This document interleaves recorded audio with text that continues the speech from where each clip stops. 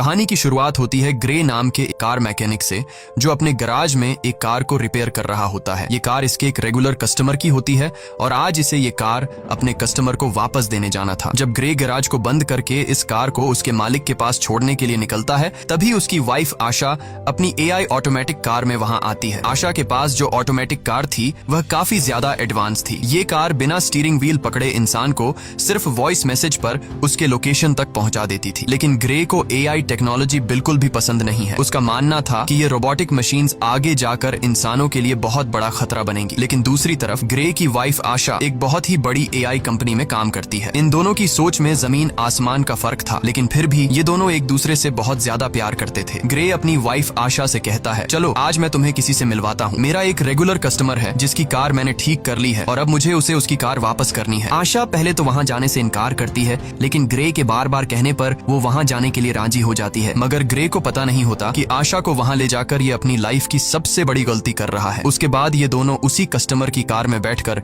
उसके घर की तरफ निकल पड़ते हैं और आशा की ऑटोमेटिक कार भी उनके पीछे आ रही होती है, ताकि जब ग्रे अपने कस्टमर को उसकी कार उसके हवाले कर दे तो ये लोग अपनी ऑटोमेटिक कार में घर को वापस आ सके। वहां पहुंचने पर ग्रे अपनी वाइफ को एक आदमी एरन से मिलवाता है। तब ग्रे की वाइफ उसे देखकर काफी हैरान रह जाती है, क्योंकि एरन एक बहुत बड़ी टेक कंपनी का मालिक था। उसकी कंपनी AI ऑटोमेटिक चीजें बनाती थी। यहाँ आशा अपने हस्बैंड ग्रे से कहती है, तुमने मुझे पहले क्यों नहीं बताया कि तुम मुझे एरन से मिलवाने ला रहे हो। असल में एरन ही ग्रे का रेगुलर कस्टमर था। लेकिन यहाँ हम देखते हैं कि एरन का नेचर थोड़ा अजीब सा था। उसे यह भी नहीं पता था कि जब किसी से मिलते हैं तो किस तरीके से मिला जाता है। आशा एरन से कहती है, मैं भी एक AI टेक कंपनी में काम करती हूँ जो जल्द ही तुम्हारी कंपनी के बराबर में आ जाएगी। जिस पर एरन मुस्कुराते हुए कहता है, ऐसा कभी नहीं हो सकता, चलो दिखाता हूँ क्यों। और फिर एरन उन दोनों को अपनी लैब में ले गया। वहाँ एरन ने खुद का बनाया हुआ एक स्पेशल चिप बताया, जो कि एक AI यानी आर्टिफिशियल इंटेलिजेंस चिप थी, और उस चिप को उसने नाम दिया था स्टेम। वो बताता है कि ये चिप कुछ भी कर सकती है, क्योंकि इसमें बहुत सारे पावर्स हैं और इससे तेज दिमाग आज तक किसी ने भी नहीं बनाया। इस इन्वेंशन को देखने के बाद ग्रे और उसकी वाइफ अपनी इलेक्ट्रिक कार से घर वापस जा रहे होते हैं। कार ऑटोमेटिक मोड पर थी। आशा और ग्रे गाड़ी के पिछले सीट में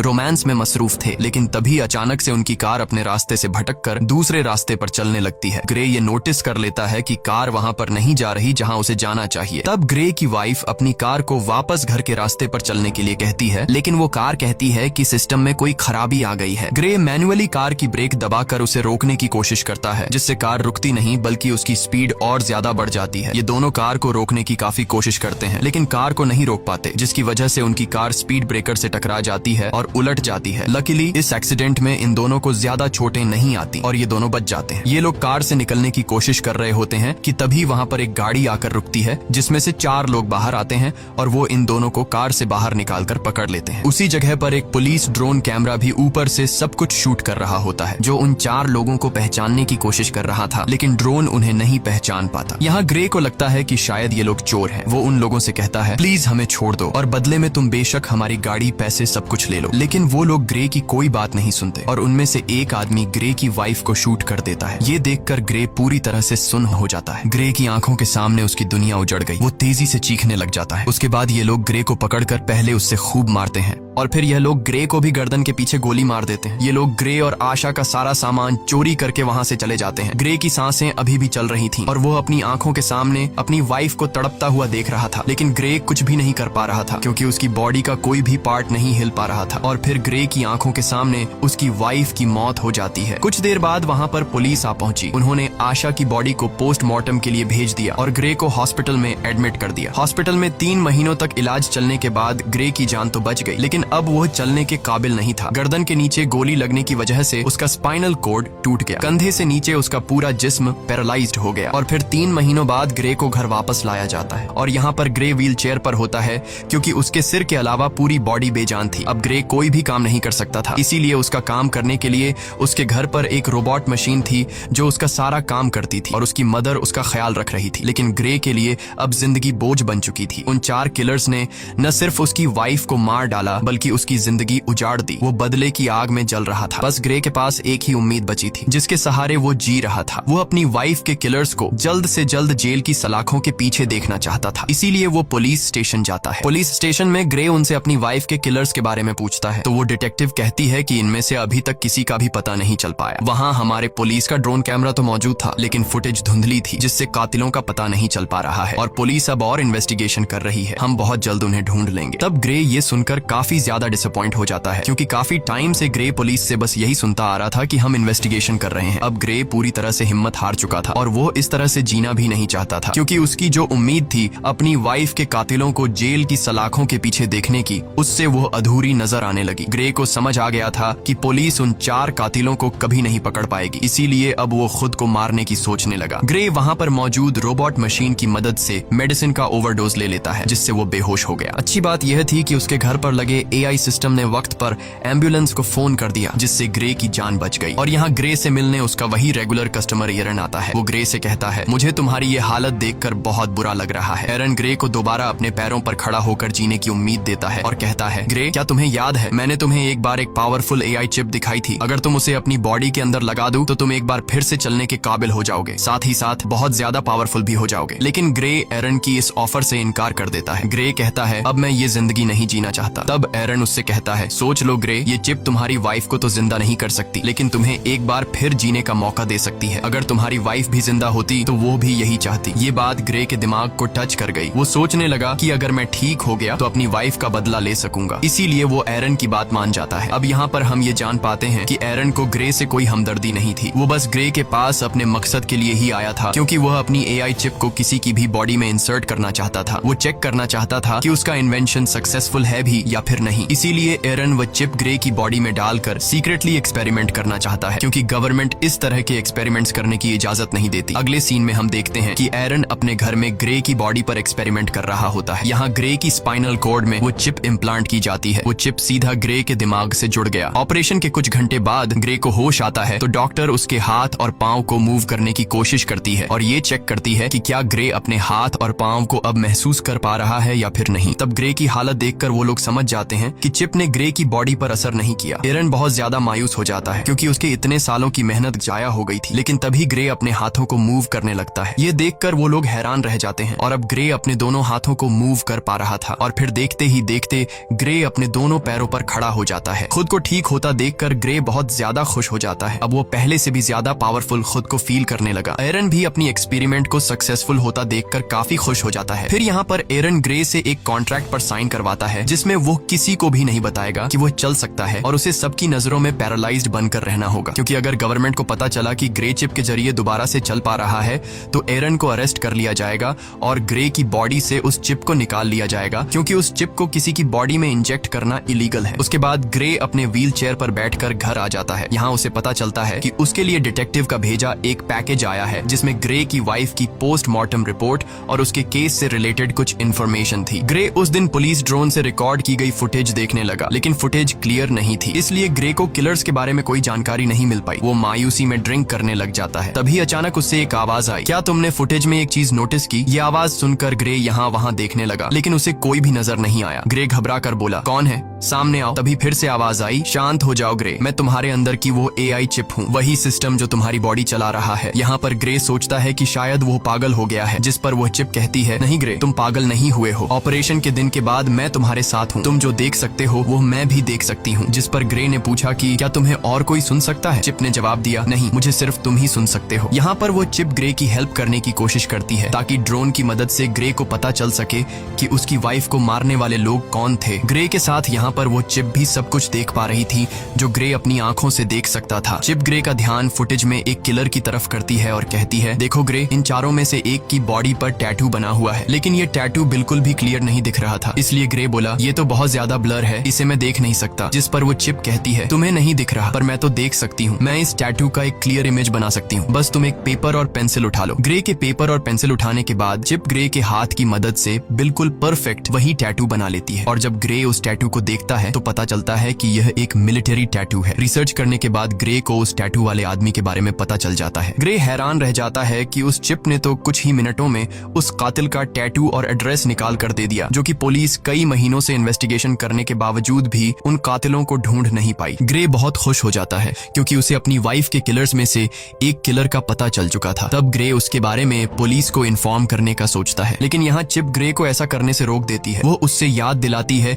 कि तुम्हें एरन ने ये सब कुछ करने से मना किया था। तुम भूल गए कि तुमने एरन के साथ कॉन्ट्रैक्ट साइन किया था कि तुम लोगों के सामने कभी भी ये नहीं जाहिर करोगे कि तुम चल फिर सकते हो, और अगर तुम पुलिस को इस किलर के बारे में बताओगे तो पुलिस उल्टा तुमसे पूछेगी कि तुम्हें कैसे इन किलर्स के बारे में पता चला और तुमने ये टैटू किस तरह से बनाया। ग्रे चिप से पूछता है तो फिर तुम बताओ अब मैं क्या करूं। चिप ग्रे से कहती है पहले तुम खुद उस आदमी के एड्रेस पर जाओ और उसके खिलाफ सबूत इकट्ठा करो। इसीलिए ग्रे अब खुद वहां पहुंच जाता है, लेकिन वहां पर पुलिस ड्रोन थे, इसीलिए ग्रे उन ड्रोन के सामने अपनी व्हील चेयर पर ही बैठा रहता है। और जब ड्रोन वहां से चले जाते हैं तो ग्रे चुपके से वहां से खड़ा होकर किलर के घर की तरफ जाता है। वो किलर के घर के दरवाजे को खोलकर घर के अंदर चला जाता है। वहां जाकर वो एविडेंस ढूंढने लग जाता है और यहाँ पर ग्रे को पता चलता है कि उस किलर को किसी ने बहुत सारे मैसेजेस किए हैं। ग्रे के अंदर लगी चिप उन मैसेजेस को कुछ सेकंड के अंदर ही पढ़ लेती है। चिप ग्रे से कहती है कि इन मैसेजेस में ओल्ड बोन नाम की जगह का बार बार बताया गया है, क्या तुम्हें इसके बारे में कोई जानकारी है? ग्रे ने कहा हाँ, ये हमारे घर के पास ही एक बार का नाम है। इन्हीं बातों के बीच ग्रे को किसी के आने की आवाज सुनाई देती है। असल में वहाँ पर वो किलर था जो कि वापस आ गया था। वो किलर देखता है कि उसके टेबल पर सारा सामान बिखरा हुआ है। तभी वो किलर सामने लगे शीशे से ग्रे को देख लेता है। वो फौरन ग्रे पर हमला कर देता है और उससे पूछता है तुमने मुझे कैसे ढूंढा? तब ग्रे इस बात का कोई जवाब नहीं देता और ग्रे किलर से पूछता है तुम बताओ मेरी वाइफ को किसने मारा था? वो किलर बहुत ज्यादा ताकतवर था, इसीलिए वो ग्रे पर भारी पड़ने लगता है। इससे पहले कि वो ग्रे को मार पाता, ग्रे के अंदर लगी चिप ग्रे से पूछती है तुम मुझे अपनी बॉडी का फुल कंट्रोल दो ताकि मैं कुछ कर सकूं। जिसके बाद ग्रे बिना सोचे समझे उसे परमिशन दे देता है। चिप को परमिशन मिलने के बाद ग्रे एकदम से उस किलर पर अटैक कर देता है और उसे काफी बुरे तरीके से मारने लगता है। वो किलर भी परेशान हो जाता है कि आखिर अचानक इसमें इतनी ताकत कहां से आ गई और ग्रे भी सोच में पड़ जाता है कि आखिर मैं इतना ताकतवर कैसे हो गया। यहाँ पर ग्रे उस किलर को खुद के हवाले करने के लिए कहता है, लेकिन वो किलर उस पर एक नाइफ से अटैक कर देता है। तो वो चिप सारी सिचुएशन को संभालते हुए उस किलर को मार डालती है और तब वो चिप किलर को मारने के बाद बॉडी कंट्रोल ग्रे को वापस दे देती है। ये देखकर ग्रे बहुत परेशान हो जाता है क्योंकि वो किलर को जान से मारना नहीं चाहता था। उसे लगा कि अब उसका जेल जाना पक्का है। वो चिप ग्रे से कहती है कि घबराओ मत ग्रे, तुम्हें कुछ नहीं होगा, बस तुम यहाँ जल्दी से अपने सारे फिंगरप्रिंट्स मिटा दो। अब यहाँ पर वो चिप जैसे कहती है ग्रे बिल्कुल वैसे ही करता है। कुछ देर बाद पुलिस उस आदमी की बॉडी को पोस्टमार्टम के लिए ले गई, जहाँ हम उस डिटेक्टिव को देख पाते हैं। डिटेक्टिव को पोस्टमार्टम के दौरान पता चला कि उसकी बॉडी के अंदर एक वेपन इंसर्ट था और साथ साथ उसकी पूरी बॉडी में छोटी छोटी वायर्स थी। यानी वो किलर एक अपग्रेडेड इंसान था जो किसी भी आम इंसान से काफी ज्यादा पावरफुल था। दूसरी तरफ एरन ग्रे पर काफी गुस्सा करता है, तुमने उस किलर को क्यों मारा? ये काम काफी रिस्की था, अगर तुम पकड़े जाते तो तुम्हारे साथ मैं भी जेल चला जाता। मैंने इस चिप को तुम्हारे अंदर इसलिए इंसर्ट नहीं किया कि तुम अपनी वाइफ का बदला लो, और अगर दोबारा तुमने इस तरह की कोई हरकत की तो मैं तुम्हारे अंदर की इस चिप को डीएक्टिवेट कर दूंगा, जिसके बाद तुम फिर से पैरालाइज्ड बन जाओगे। इधर डिटेक्टिव भी पता लगाने की कोशिश कर रही होती है कि उस आदमी को किसने मारा। तभी डिटेक्टिव को पता चलता है कि जिस टाइम उस किलर का मर्डर हुआ तो उससे थोड़ा टाइम पहले ग्रे अपनी व्हील चेयर पर उसी एरिया में घूम रहा था। जिसके बाद डिटेक्टिव सीधा ग्रे के घर पर आती है। डिटेक्टिव ग्रे को कहती है कि हमने तुम्हें उस टाइम में उस एरिया में देखा है जिस टाइम उस सर्क नामी आदमी का मर्डर हुआ है। हमें उस आदमी पर पहले से शक था कि उसने तुम्हारी वाइफ को मारा होगा, क्योंकि हमारे पास उसका एक काफी बड़ा क्रिमिनल रिकॉर्ड है और वो उसी एरिया में रहता है जहाँ पर तुम्हारी वाइफ को मारा गया था और अब कल उसी आदमी का मर्डर हुआ है। तब यहाँ पर ग्रे हैरान होते हुए कहता है ओ अच्छा, लेकिन अगर तुम ये सोच रही हो कि मैंने उसे मारा है तो तुम्हारी यह सोच गलत है, क्योंकि तुम तो देख सकती हो कि मैं तो पैरालाइज्ड हूँ, और अगर तुम्हें फिर भी यकीन नहीं तो तुम मेरी टांग पर चाकू मारकर देख सकती हो। डिटेक्टिव भी ग्रे पर शक नहीं करती क्योंकि उसे लगता है कि ये तो खुद को नहीं संभाल सकता, तो फिर ये क्या किसी को मार पाएगा। इसीलिए वो ग्रे को बाय कहकर वहाँ से चली जाती है। डिटेक्टिव के जाने के बाद ग्रे रिलैक्स होकर सांस लेता है क्योंकि उसकी जान बच गई। इसके बाद ग्रे चिप से पूछता है कि अब आगे क्या करना है, तो वो चिप ग्रे को ओल्ड बोन बार में जाने का कहती है। वो चिप कहती है याद है हमें उस किलर के घर से मैसेजेस में कई दफा इस बार के बारे में बताया गया था, हमें वहाँ पर जाना चाहिए, शायद तुम्हें वहाँ कोई क्लू मिल जाए। इसके बाद हम देखते हैं कि ग्रे उसी बार में जाता है। ये बार बहुत ज्यादा खतरनाक थी, सबके सब वहाँ पर गुंडे बैठे हुए थे। ग्रे यहाँ आकर ऊंची आवाज से कहता है मैं कुछ दिन पहले सर्क नाम के एक आदमी को मार चुका हूँ, लेकिन मुझे पता है कि उसके साथ 3 लोग और भी थे जिन्होंने मेरी वाइफ को मार डाला। अगर कोई भी सर्क के साथ इस मर्डर में शामिल था तो वो अपना हाथ उठाए। ये सुनकर सब ग्रे पर हंस पड़ते हैं। तभी टोलन नाम का एक लंबे कद का आदमी उठा और उसने ग्रे से कहा घर जा बच्चे, वरना मैं तुझे भी तुम्हारी वाइफ के पास पहुंचा दूंगा। ग्रे समझ गया कि टोलन भी मेरी वाइफ को मारने में शामिल था। ग्रे जवाब देता है पता है मरने से पहले सर्क भी तुम्हारी तरह यही बोल रहा था। ये सुनकर टोलन को बहुत ज्यादा गुस्सा आया। वो अपने आदमियों के साथ ग्रे को अकेले में ले जाकर व्हील चेयर से उठाकर जमीन पर गिरा देते हैं। तब ग्रे उससे पूछता है क्या तुम भी वहाँ पर उन लोगों के साथ शामिल थे जिन्होंने मेरी वाइफ को मारा था? तो टोलन कहता है हाँ मैं भी उनमें शामिल था, बस फिर क्या। ये सुनकर ग्रे चिप को अपनी पूरी बॉडी का कंट्रोल दे देता है, जिसके बाद चिप की मदद से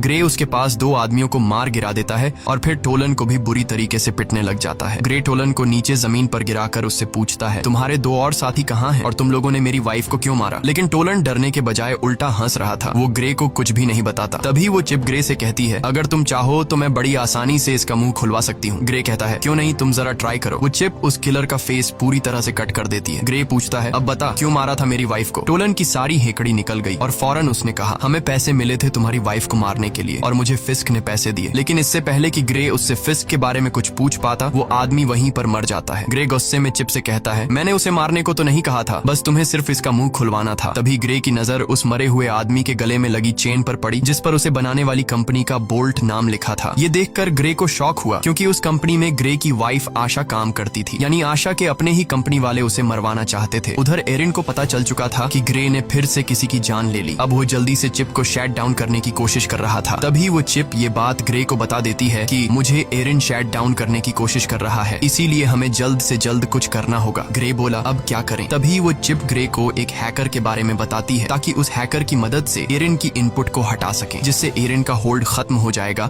और वो कुछ भी नहीं कर पाएगा। चिप ग्रे को जेमी नाम के एक हैकर का पूरा एड्रेस दे देती है। इसके बाद ग्रे उस हैकर के पास जाने लगता है। कुछ देर बाद ग्रे उस हैकर के फ्लैट तक पहुंच जाता है, लेकिन दूसरी तरफ एरिन उस चिप को 30% शट डाउन कर देता है, जिससे ग्रे की एक टांग पैरालाइज हो जाती है। लेकिन ग्रे फिर भी हिम्मत करके ऊपर जाता है। एरिन तेजी से चिप को शट डाउन करने के काम पर लगा रहता है, जिससे ग्रे का एक हाथ और एक पांव पैरालाइज हो जाता है। लेकिन इससे पहले कि एरिन ग्रे को पूरी तरह से पैरालाइज कर देता, ग्रे हैकर के डोर तक पहुंच जाता है। इसके बाद एरिन ग्रे को 100% शट डाउन कर देता है। अब ग्रे पूरी तरह से पैरालाइज हो चुका था। अच्छी बात यह थी कि ग्रे हैकर के दरवाजे तक पहुंचकर नॉक कर चुका था। इसके बाद जेमी नाम का एक हैकर दरवाजा खोलता है। ग्रे ने जेमी को कुछ पैसे दिए और जो कुछ चिप ने उसे समझाया था वो उसने हैकर से कहा। हैकर ने ग्रे को घर के अंदर लाया और उसके कोडिंग में काम शुरू कर दिया। तभी हम दूसरी तरफ उस बार में दो आदमियों को देखते हैं जहां ग्रे ने टोलन को मारा था। उनमें एक तो वही आदमी था जिसने ग्रे की वाइफ को गोली मारी थी और उसी का नाम फिस्क है। अब यहाँ पर फिस्क बार के ओनर पर गुस्सा करता है, क्योंकि ग्रे उसके एक आदमी को मारकर चला गया और बार के ओनर ने कुछ भी नहीं किया। फिस्क उस बार के ओनर को मार देता है। फिस्क अपने साथी को मरा हुआ देखकर बहुत ज्यादा गुस्सा हो जाता है। यहाँ पर फिस्क अपने साथी की आंख में एक पतली सी पिन घुसाता है और उस पिन डिवाइस से फिस्क को सब कुछ पता चलता है और उसे यह भी पता चल जाता है कि इस वक्त ग्रे कहाँ पर है। इसके बाद फिस्क और उसका साथी वहाँ जाने के लिए निकलते हैं। दूसरी तरफ हैकर ने ग्रे के सिस्टम को फ्री कर दिया। बस अब चिप को सिर्फ रीस्टार्ट करने की देर थी और हैकर ग्रे को बताता है कि कुछ देर बाद तुम्हारे अंदर लगी चिप रिबूट हो जाएगी। तभी वह हैकर देखता है कि दो लोग यहाँ पर आ रहे हैं और वह दो लोग थे फिस्क और उसका साथी। इसके बाद फिस्क और उसका साथी दरवाजा तोड़ने की कोशिश करते हैं, जहाँ पर वह चिप ग्रे की बॉडी में फिर से बूट होने लगती है, जिससे ग्रे का एक हाथ दोबारा काम करने लगता है। यहाँ पर फिस्क और उसका साथी दरवाजा तोड़कर अंदर आ जाते हैं। अंदर आकर वह दोनों देखते हैं कि ग्रे जमीन पर पैरालाइज पड़ा हुआ है। जैसे ही ये दोनों ग्रे को मारने वाले थे, तभी अचानक ग्रे की बॉडी के अंदर लगी चिप रिस्टार्ट हो जाती है और ग्रे फौरन वहाँ से भागने लगता है। तब यहाँ पर फिस्क का साथी भी फायरिंग करते हुए उसका पीछा करता है। ग्रे खुद को बचाते हुए ऊपर बिल्डिंग की छत पर चढ़ जाता है। अब आगे जाने का कोई रास्ता नहीं था, इसलिए ग्रे वहीं पर रुक जाता है। यहाँ पर वह चिप अपनी पावर दिखाती है और बड़ी ही बेरहमी से फिस्क के साथी को मार देती है। जब तक फिस्क वहाँ पर आता है तब तक ग्रे वहाँ से जा चुका होता है। इसके बाद ग्रे जब अपने घर आता है तो उसकी मदर उसे देख लेती है कि उसकी पूरी बॉडी पर खून लगा हुआ है। साथ ही ग्रे अपने पैरों पर भी खड़ा हुआ है, यानी अब वह पैरालाइज नहीं है। इसके बाद ग्रे अपनी मदर को इस सब के बारे में बता देता है कि वह किस तरह से एरिन की चिप की वजह से दोबारा ठीक हो गया है। साथ ही ग्रे अपनी मदर को इस बात को सीक्रेट रखने के लिए भी कहता है। उधर एरिन बहुत ज्यादा टेंशन में होता है, क्योंकि उसके हाथ से अब ग्रे और वह चिप निकल चुके थे। उस हैकर के इनपुट डालने के बाद एरिन उसे ट्रैक नहीं कर पा रहा था। इसके बाद ग्रे की मदर वहाँ पर आकर उसे बताती है कि वह डिटेक्टिव आई है। यहाँ पर डिटेक्टिव ग्रे से कहती है कि तुम्हारी व्हील चेयर उस जगह से मिली है जहाँ पर दूसरा मर्डर हुआ है, तुम इस बारे में क्या कहोगे? इस पर ग्रे कहता है, हाँ मैं वहाँ पर था, लेकिन मैंने किसी को नहीं मारा। अब डिटेक्टिव को भी ग्रे पर शक होने लगा था। तब डिटेक्टिव उससे कहती है कि 3 लोग मारे जा चुके हैं और तीनों वही हैं जिन पर हमें शक था कि उन्होंने ही तुम्हारी वाइफ को मारा होगा, और हर बार तुम वहाँ पर पाए जाते हो जहाँ पर मर्डर होता है, तो हो सकता है तुम किसी को पैसे देकर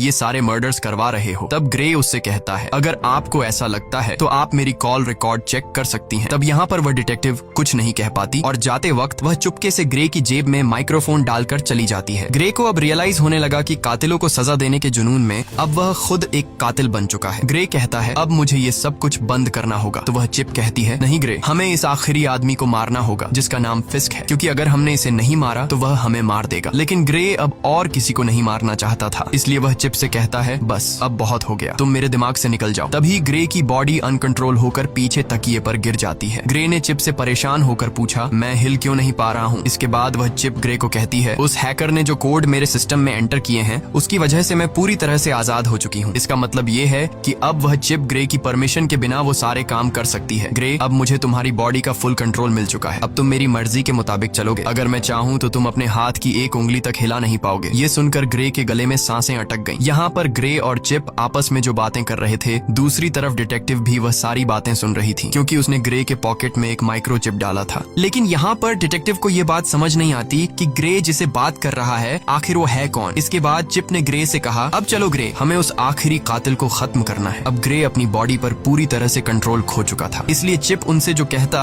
वो मानने को तैयार हो जाता है। ग्रे ने एक गन उठाई और फिस्क को मारने की तैयारी करने लगा। उसकी मदर उसे रोकने की कोशिश करती है, लेकिन वो उसे अनसुना करके गाड़ी में बैठकर निकल पड़ता है। यहाँ पर डिटेक्टिव भी ग्रे का पीछा करने लगती है। इसके बाद ग्रे को अपनी पॉकेट से वो माइक्रोफोन मिल जाता है, तो वो चिप कहती है कि यह माइक्रोफोन जरूर उस डिटेक्टिव ने ही रखा होगा। ग्रे माइक्रोफोन फेंकता है और उसे पता चलता है कि डिटेक्टिव उसका पीछा कर रही है। तब डिटेक्टिव से पीछा छुड़वाने के लिए वो चिप एक इलेक्ट्रिक कार को हैक करके डिटेक्टिव की गाड़ी से एक्सीडेंट करवा देती है, जिससे ये डिटेक्टिव को पीछे छोड़ देते हैं। इसके बाद डिटेक्टिव ग्रे की मदर के पास जाती है और उस सब के बारे में पूछती है जो वहाँ पर चल रहा था। उधर ग्रे फिस्क को ढूंढ लेता है और वो गन पॉइंट पर उसे पूछता है कि मेरी वाइफ को तुमने क्यों मारा? जिस पर फिस्क कहता है, हमारा तुम्हारी वाइफ के साथ कोई लेना देना नहीं था, हमारा निशाना सिर्फ तुम थे, हमारा मकसद तुम्हारी रीढ़ की हड्डी काटना था। जब मैंने तुम्हारे गले में गोली मारी तुमने समझा कि वो गोली थी, लेकिन असल में वो एक मेडिकल टूल था जिसने तुम्हारा स्पाइनल कोड डैमेज कर दिया, और तुम्हारी वाइफ, उसे तो हमने सिर्फ एक्स्ट्रा पैसों के लिए मार दिया था। ये सुनकर ग्रे गुस्से से भड़क उठा और अब उन दोनों के बीच फाइट शुरू हुई। फिस्क भी एक अपग्रेड ह्यूमन था, लेकिन पुराने मॉडल का, इसीलिए वो ग्रे की पावर के सामने ज्यादा देर तक टिक नहीं पाया और ग्रे फिस्क को बड़ी बेरहमी से मार देता है। इसके बाद ग्रे उसका फोन चेक करने लगता है, तो फोन रिकॉर्डिंग से ग्रे को पता चलता है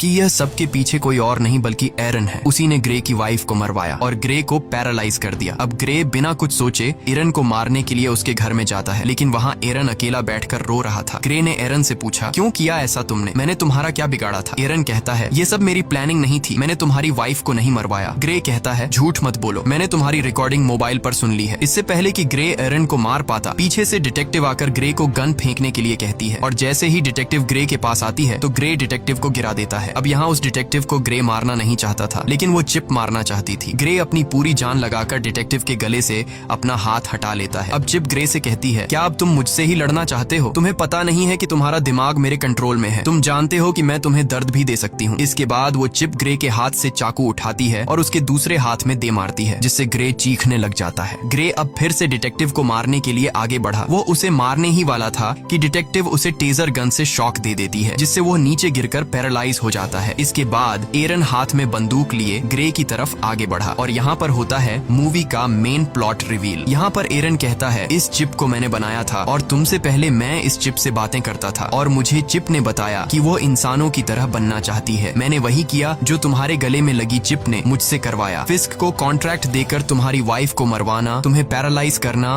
और तुम्हारी गर्दन पर वो चिप लगवाना, सब कुछ उसी चिप का प्लान था। मैंने इस चिप को बनाया तो है, लेकिन मैं इसे पूरी तरह कंट्रोल नहीं कर सका। ये चिप किसी इंसान के शरीर में घुसकर उसे अपनी मर्जी के फैसले करवाना चाहती थी और इस चिप ने तुम्हें चूज किया था। ये बातें सुनकर ग्रे काफी हैरान हो जाता है। एरन बताता है कि ये चिप मुझे मारना चाहती है क्योंकि अगर मैं जिंदा रहा तो इसी के जैसी एक और AI चिप बना दूंगा और चिप यह नहीं चाहती कि इस जैसा और कोई भी हो, इसीलिए वो मुझे मारना चाहती है। और यहाँ पर वह चिप कहती है, हाँ यह मेरा ही प्लान था, मैं जिंदा इंसान बनना चाहती थी, इसीलिए मैंने यह सब कुछ कर दिया। इस बार इस चिप की बातों को एरन और डिटेक्टिव भी सुन पाते हैं। यहाँ पर वह चिप एक बार फिर से एक्टिवेट हो जाती है और वह फौरन एरन को मार देती है। अब वह चिप डिटेक्टिव को भी मारने की कोशिश करती है। यहाँ पर ग्रे पूरा जोर लगाकर उसके निशाने को गलत कर देता है। गुस्से में आकर चिप ने ग्रे की गर्दन पर पिस्टल तान दी और अगले ही पल कुछ अजीब हुआ। जब ग्रे की आंख खुलती है तो खुद को एक हॉस्पिटल की बेड पर पाता है। यहाँ पर वह चिप को आवाज देता है, लेकिन उसे कोई भी रिस्पॉन्स नहीं आता और तभी उसकी वाइफ भी उसके सामने ही होती है। उसकी वाइफ उसे बताती है कि हमारा एक्सीडेंट हो गया था और तुम बहुत दिनों से बेहोश थे। तो फिर क्या ये सब कुछ एक सपना था? बिल्कुल नहीं। असल में इस चिप ने ग्रे के दिमाग को उसके शरीर से बिल्कुल डिस्कनेक्ट कर दिया था और उसे एक खूबसूरत उसके सपनों की दुनिया में भेज दिया। ग्रे का माइंड वहाँ पर खो गया था, जबकि उसका शरीर असली दुनिया में चिप के कंट्रोल में था। चिप अब डिटेक्टिव को भी मारने वाली थी। डिटेक्टिव उससे कहती है, ग्रे तुम ऐसा नहीं कर सकते। तो वह चिप कहती है, ग्रे अब यहाँ पर नहीं है, वह बहुत ही अच्छी जगह पर है, अपने सपनों की दुनिया में जहाँ उसे होना चाहिए, और अब इस बॉडी पर मेरा कब्जा है। और यह कहकर वह चिप डिटेक्टिव को शूट कर देती है और इसी के साथ ये कहानी खत्म हो जाती है। अगर वीडियो आपको अच्छी लगी हो तो हमारे चैनल को सब्सक्राइब और वीडियो को लाइक जरूर कीजिएगा।